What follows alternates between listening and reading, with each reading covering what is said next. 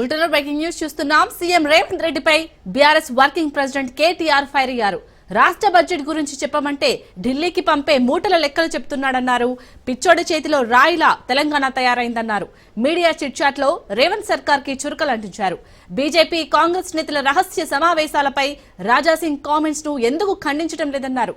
రాజాసింగ్ ను సస్పెండ్ చేసే దమ్ము బీజేపీకి ఉందా అని కేటీఆర్ ప్రశ్నించారు. సోషల్ మీడియా ప్రపంచవ్యాప్తంగా ఉన్న వ్యవస్థ అని అమెరికాలో ఉన్నవాడు కామెంట్ పెడితే ఎలా శిక్షిస్తారో రేవంత్ చెప్పాలని ప్రశ్నించారు. సెంట్రల్ యూనివర్సిటీలో ఆందోళన అవుతుంటే రాహుల్ గాంధీ ఎందుకు స్పందించడం లేదన్నారు కేటీఆర్. ఆత్మహత్యలతో తల్లడిల్లుతున్న రాష్ట్రంలో అందాల పోటీలు ఎందుకని నిలదీశారు.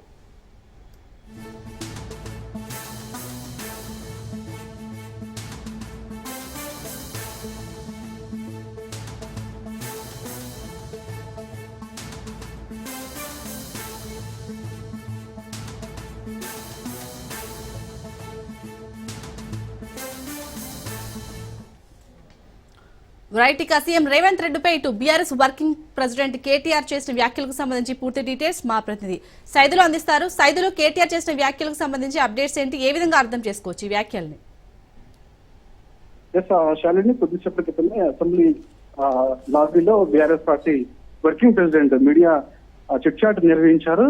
ఈ చాట్ లో భాగంగా సీఎం రేవంత్ రెడ్డి పైన ఘాటైన వ్యాఖ్యలు చేశారు. అదేవిధంగా ప్రభుత్వం అవలంబిస్తున్న తీరు పట్ల కూడా ఆయన కొన్ని విమర్శలు కూడా చేయడం జరిగింది. ముఖ్యంగా రేవంత్ రెడ్డి పాలనకు సంబంధించి ఆయన 15 నెలల పాలనలో ప్రజలు తీవ్ర అసంతృప్తితో ఉన్నారు కాబట్టి సో ఈయన అనేక అంశాలు పక్కదారి పట్టించే ప్రయత్నం చేస్తున్నారని చెప్పేసి కూడా చెప్పడం జరిగింది. దాంతో పాటుగా రాజకీయాల్లో కొన్ని విలువలతో కూడిన రాజకీయాలు ఉంటాయి, కానీ వ్యక్తిగత దూషణలకు రేవంత్ రెడ్డి పదే పదే పాల్పడుతున్నాడని చెప్పేసి కూడా ఆయన చిట్ చాట్ లో చెప్పడం జరిగింది. ముఖ్యంగా ఆనాడు ఆయన పిసిసి అధ్యక్షుడిగా ఉన్న సమయంలో మా కుటుంబం పైన చేసినటువంటి వ్యాఖ్యలు, నా కుటుంబంలో ఉన్న మేము అంటే మా తల్లి కానీ మా భార్య కానీ మా కుమారుడు హిమాంష్ కానీ ఎంతో మనోవేదనకు గురయ్యామని చెప్పేసి కూడా ఆయన చెప్పారు. దాంతో పాటుగా కుటుంబంలో ఉన్నటువంటి విలువలను కూడా ఆయన తగ్గిస్తూ అనేక సార్లు మాట్లాడారని చెప్పేసి కూడా కేటీఆర్ చెప్పడం జరిగింది.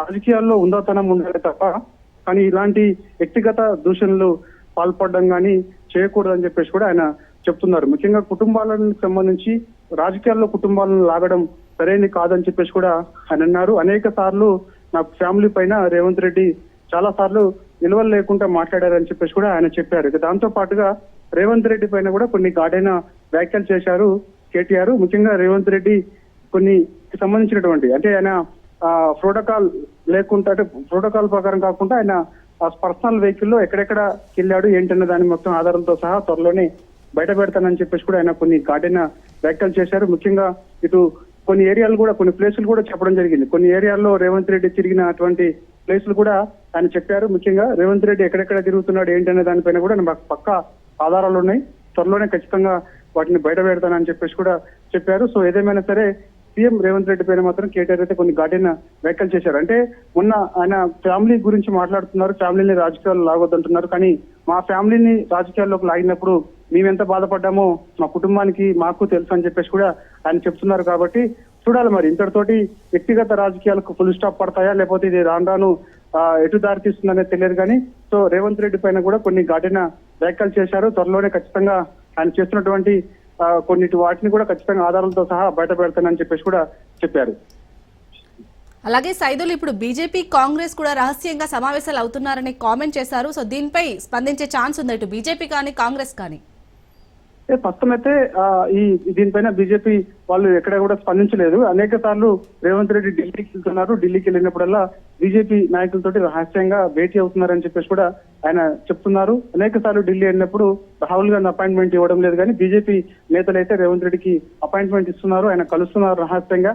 ఏమేమి మాట్లాడుకుంటున్నారో కూడా అందరికీ తెలుసు, రాష్ట్ర ప్రజలకు కూడా తెలియాల్సిన్నది. ఎందుకంటే ఇది చీకటి ఒప్పందం, రేవంత్ రెడ్డికి బీజేపీకి మధ్య ఉన్నటువంటి ఇది చీకటి ఒప్పందం, త్వరలోనే బట్టబయలు చేస్తానని చెప్పేసి కూడా కేటీఆర్ చెప్తున్నారు. ఎందుకంటే రేవంత్ రెడ్డి బీజేపీ నాయకులతో రహస్యంగా మంతనాలు జరపాల్సిన అవసరం ఏముంది, రహస్యంగా భేటీ కావాల్సిన అవసరం ఏముంది అనేది కూడా రాష్ట్ర ప్రజలకి తెలియాలని చెప్పేసి కూడా ఆయన చెప్తున్నారు. మరి ఇప్పుడు ఈయన బీజేపీ తోటి రహస్యంగా భేటీ అవుతున్నారన్న విషయంపై మరి బీజేపీ నాయకులు అయితే ఎక్కడ కూడా స్పందించలేదు. కొద్దిసేపటి క్రితమే కేటీఆర్ ఈ వ్యాఖ్యలు చేశారు కాబట్టి చూడాలి మరి సాయంత్రం లోపు మరి బీజేపీ నాయకులు కేటీఆర్ వ్యాఖ్యల పైన మరి ఏమైనా స్పందిస్తారా లేదా అనేది కూడా మనకి తెలియాల్సి ఉంటుంది. సో ఏదేమైనా సరే ఈ యొక్క పాలనకు సంబంధించి కాంగ్రెస్ పార్టీ 15 నెలల పాలనకు సంబంధించి ప్రజలు తీవ్ర వ్యతిరేకతతో ఉన్నారని చెప్పేసి కూడా కేటీఆర్ చెప్తున్నారు. దాంతో పాటుగా ఫార్ములా ఈ రేస్ ఏదైతే ఉందో అది మేము హైదరాబాద్ ప్రతిష్ట పెంచేందుకు నిర్వహిస్తే అది దాంట్లో కుంభకోణం అది జరిగిందని చెప్పేసి కూడా మా పైన అనేక ఆరోపణలు చేశారు. ఇప్పుడు అందాల పోటీలు పెడతా అని చెప్పేసి రేవంత్ రెడ్డి మాట్లాడుతున్నారు.